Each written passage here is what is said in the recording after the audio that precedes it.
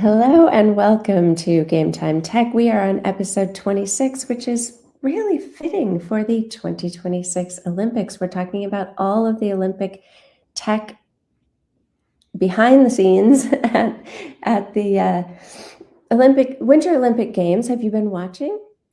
I have. I love the Olympics. It's kind of been, you can never get too much of it. I bet maybe a little bit much on the curling, but other than that, which is very strategic, by the way, it's fantastic to watch the Olympics. So yes, I'm a big fan.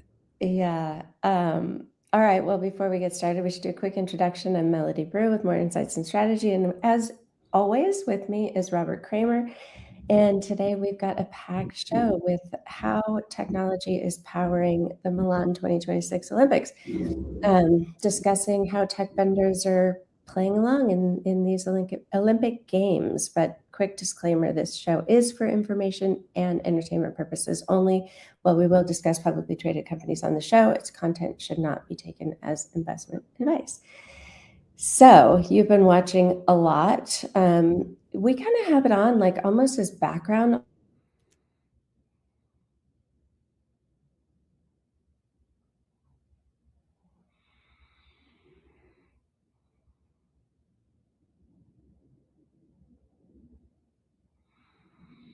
But when some like the skier did or I think he was one of the mogul skiers, did his backflip and then ended up backwards, but still finished. Like there's some really exciting things to watch. But as we talk about the technology behind it, I think it's less obvious. The technology for the Olympics to me is less obvious than what we see on a lot of games. You see sponsors, but what we don't see as much is what's behind the scenes. So, for instance, in networking and infrastructure, you've got a HPE with Aruba and Juniper Mist. They're providing all the self-driving network backbone, and Cisco powering the all IP production network for NBC Sports. We've got cloud, broadcast and imaging, mobile and consumer technology. Samsung is providing mobile devices and displays for official operations. There's the venue technology. Deloitte is the worldwide technology integration partner for the International Olympics Committee. And then you see all this specialized tech like the drones.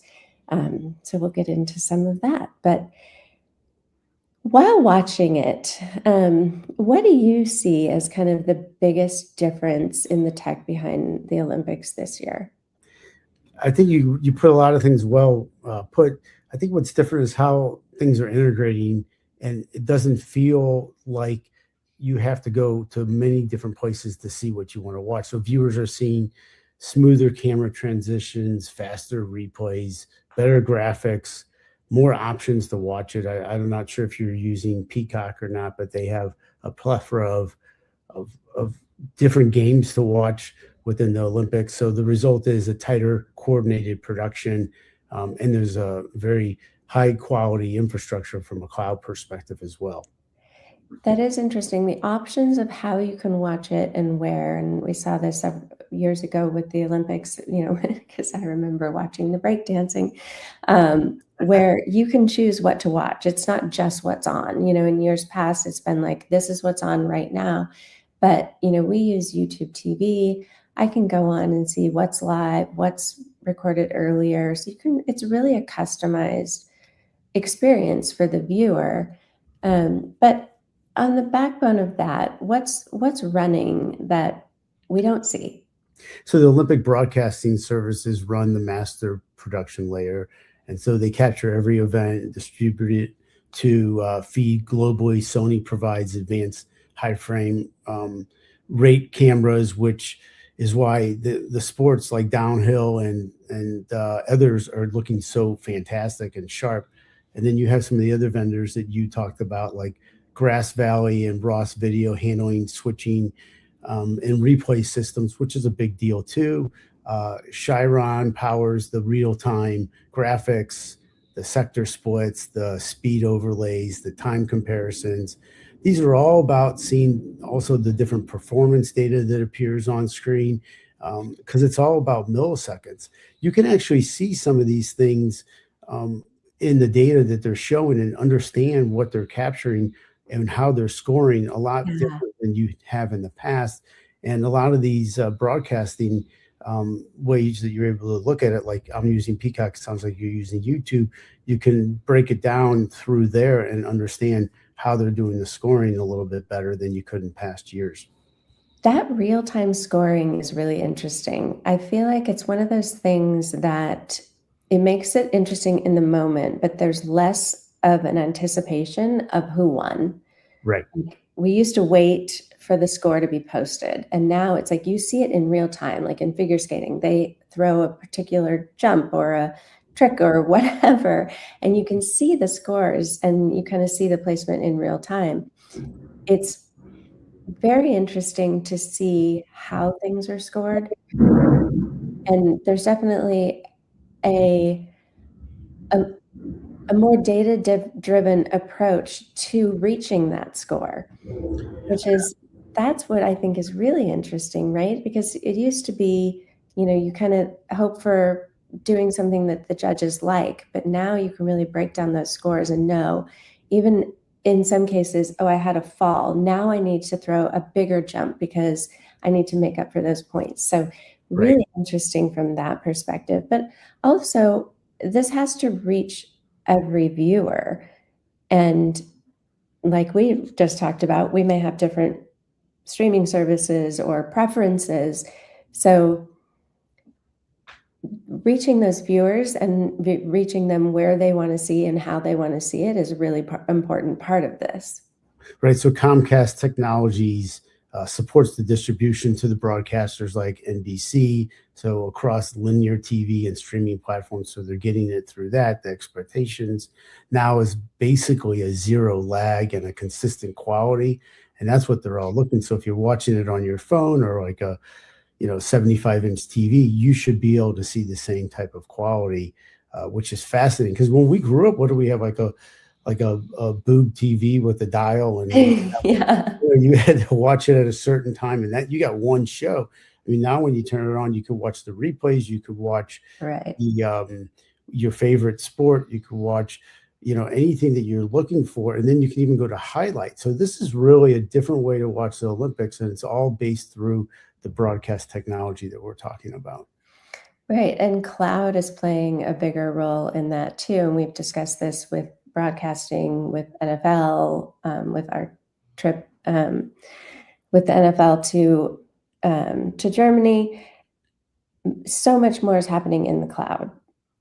That's correct. So Alibaba Cloud supports remote production, AI assisted replay, the automated tagging, scalable messaging, also the media processing. So instead of moving massive crews around, and we saw this like you just mentioned, they're able to do it in the cloud and then move the production from area to area and streamline it. So this speeds up the highlights and expands the viewing option. And then timing of this through Omega, they're able to be that precision layer also for the sensors to get that scoring system that you're talking about. So that feeding of the data and to help out from because it's down to the hundredths of a second. So the timing is super important from an integrity of, the scoring that's going on as well. Yeah, the Omega, you think of it as a watch brand, but when you look at the precision and the timing of how it score, how they use that for scoring, it is those fractions of a fraction of a second that could be the difference between gold or bronze or silver or not at all. So that is, I watched like a documentary or something on it, and it was really fascinating. It showed me way more than what I thought was happening with Omega. Because you always look at Omega, you see it, especially like in the summer games with swimming. It's always like a very prominent sponsor. But when you look at how much that technology is relied on for the integrity of the game, it's actually really fascinating. Big Uh, deal, yeah, especially the finish line, when you have to, photo finishes and like yeah, you said, in swimming, also gym, in track and field and other sports, it's they have a lot of great technology. yeah. The operations of the Olympics is also massive. I mean, think of just the number of locations, and some of them hard to get. If you're talking about in the mountains, and but the scheduling, the coordination, the accreditation, the entry, all of this is like, one, it has to be fully stable, and you are kind of dealing with some places that are a little bit remote. Mhm. And it also has to be available for all of the athletes. So Samsung is a big partner in that, supplying the mobile devices and connectivity for the athletes, staff, and volunteers. And that's a complex endeavor. Absolutely. But what do you think when you look at all of this? Because we talked about a lot. What do you think the big takeaway is with everything that we've talked about for the Olympics this year? It seems like, again, we talked about that it's not as in your face. The technology isn't, you're not constantly thinking, oh, that technology is being used, but it really is about this orchestration. Dozens of systems have to work together seamlessly. The audience experience has to be just right. And so the entire operations and the viewing of it just becomes better, but it's not better in your face. It's sort of like, I would guess that most people who aren't paying attention to technology, and especially sports technology, the way that we do, they may see, some drones flying around or something, but they may not really get the level of sophistication that it takes to run a game like this at this scale. So, but yeah, you have some perspective on the drones. I get distracted by the drones, and I think, especially with like the downhill skiing, and you see the drones kind of hovering over, going as fast as the skiers are, which that in itself takes precision for them to be flying these drones. But also, do you think that the athletes can see it? I mean, even in their peripheral vision, or are they just so laser focused on their next turn? That's a really good question. I thought they were probably about 100 feet up, the drones. I'm not 100% sure how far up they are, but what we're able to get from them is a lot more precise, viewing for the fans. And once those, we've mainly seen them, like you mentioned, skiing and also the ski jumping. When those people take those jumps, I think they're probably laser focused. So they're using, you know, very small, I think it's sub 250-gram drones. So it's that improves the safety, and they're not complex to use. And these drones, can dramatically, help from a viewing perspective, but also navigate the actual terrain like you're talking about. I would say we'll have to see what the players say after the games are over, but I would think it's probably a positive. It's just a matter of what the drones challenges are in the cold with the operators, and the battery or the lifespan of them once they're charged, what the problems could occur. Mm-hmm.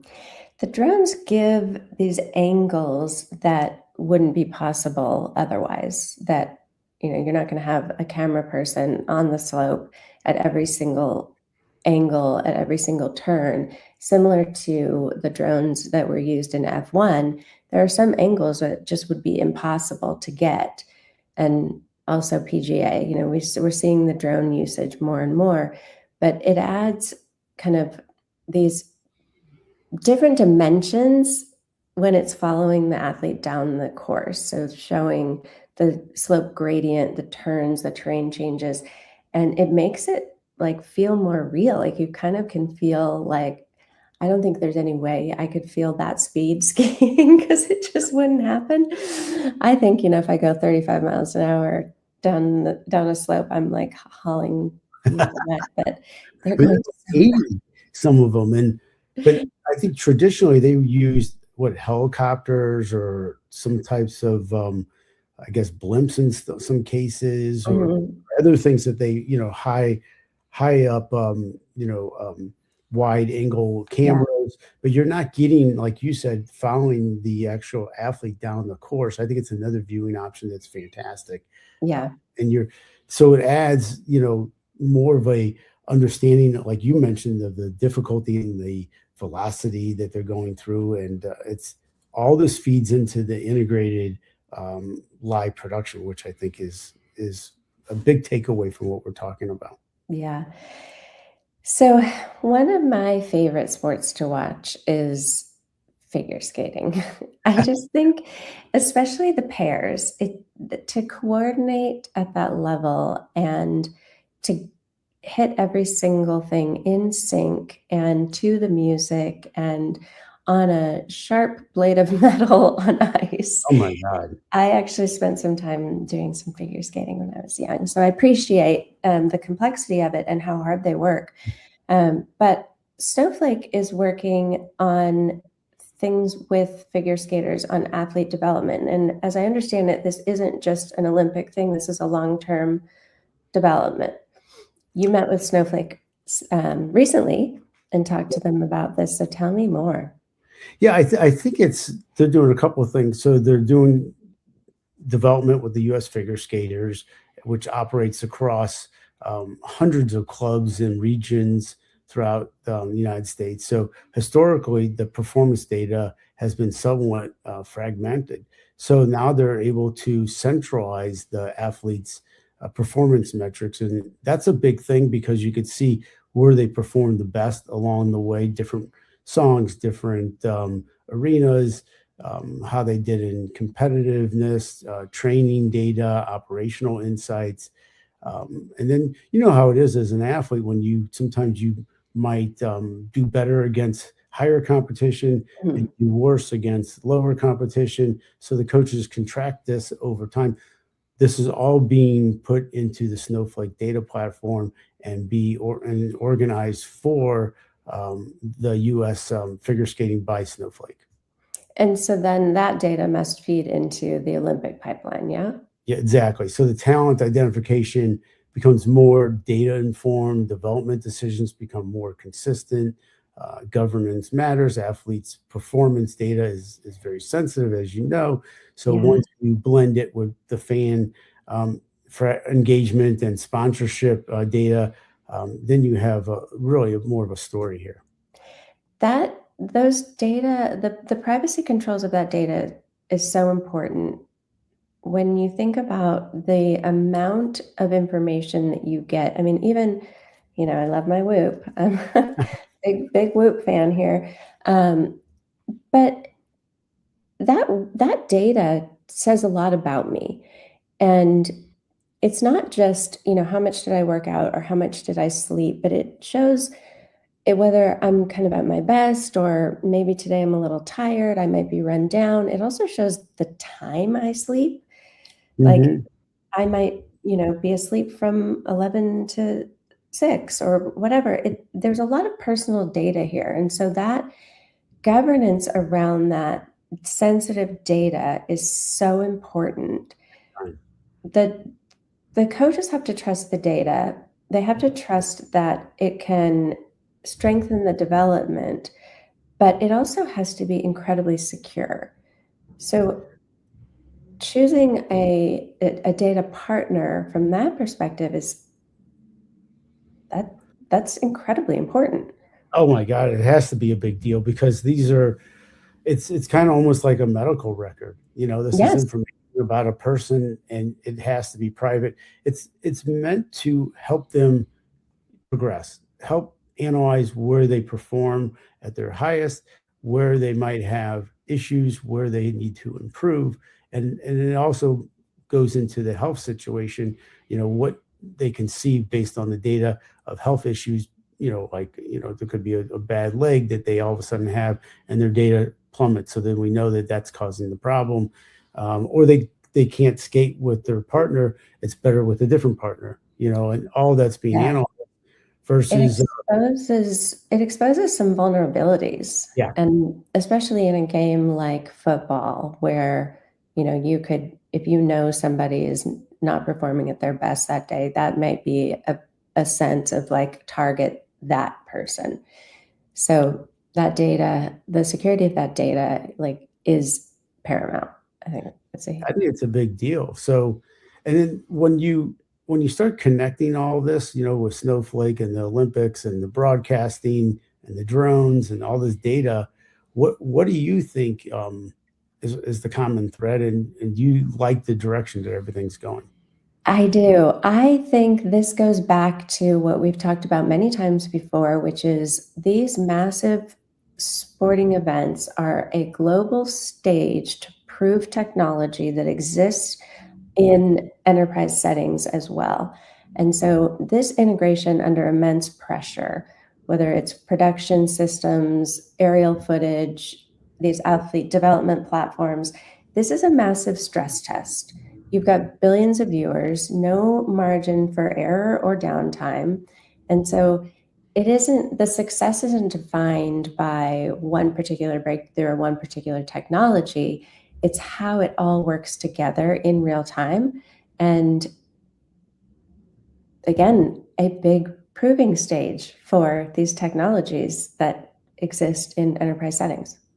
Yeah, we just talked about the Super Bowl a couple of weeks ago. Now we're talking about the Olympics. You can see that these big stages, the technologies have to perform, and they've been vetted for a while to get to this large stage, and it shows how technology can change the end result in a way where it's a helpful component to whether it's the athletes, the fans, the teams, the organization as a whole. But what it's doing is it's not changing the games; it's improving it to make it easier to do and understand and be a fan. I think it makes people feel more connected to the sport Yeah, yeah. and in ways, again, that maybe aren't active in your brain, but it's happening.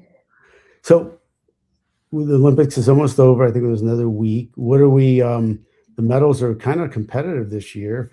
What do you said you like figure skating the most? I What are like the top two or figures three you like besides that? I like figure skating. I like, I'm not a snowboarder, and I actually ski at Deer Valley where they don't even allow snowboarders, but I appreciate the art. Yep. And I like the snowboarding with the jumps. I like anything with like the acrobatic skiing, where they're really, the big jumps are insane.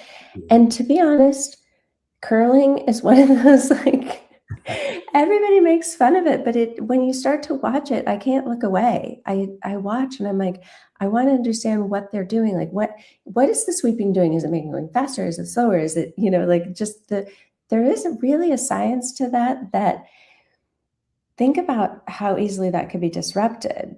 That, like just like when we F1, there's a pebble on the road that could disrupt your strategy. So yeah, I enjoy it. Like I said, we kind of have had it on in the background over the last week or so, but when I see certain events, I'll pay more attention. The the thing about curling, which is interesting, that it's one of the bigger team efforts in the sport because there's like what, like 4 or 5 people on each side, or I'm not sure the number, but the collaboration and yelling to each other and using Yeah, the technology that they have, whether it's when to at what point do you sweep and to make the curling uh, unit, I'll call it, go faster, or yeah, I think it's really fantastic. But I personally love hockey. I'm a hockey fan at heart, and I think that we're very competitive. And the women hockey are spectacular. But I also like all the downhill. But you mentioned the jumps; those, whether it's on snowboard or skis, that the flips that they're able to do and it's feel, incredible. it's absolutely just Have you phenomenal. seen the practice facilities where they jump into a pool? No, There's one in Park City, and you see these like they have the massive ramp and they do the flips and they land in a pool, oh like a my, swimming pool. oh my God. So it's a way for them to safely practice those tricks, but they're jumping into a pool every time. I think it's fun. But yeah, I haven't watched much of the hockey, and I went to a Seattle Kraken game earlier this year when I was in Seattle visiting Smartsheet, and I really enjoyed that. So now I'm going to look out for the hockey. And I love that they have the women's hockey too. I'm definitely going to watch that. I think they're going to the finals, but no one's even come close to them, even Canada. So the Canadian men are probably equal to the USA men hockey. Maybe I think the advantage might be Canada, but women, I think we're a pretty heavy favorite going into the finals. But again, the technology is influencing all of these sports that we're talking about and all the sports outside of the Olympics as well. So it's really interesting what we're going to see throughout the year.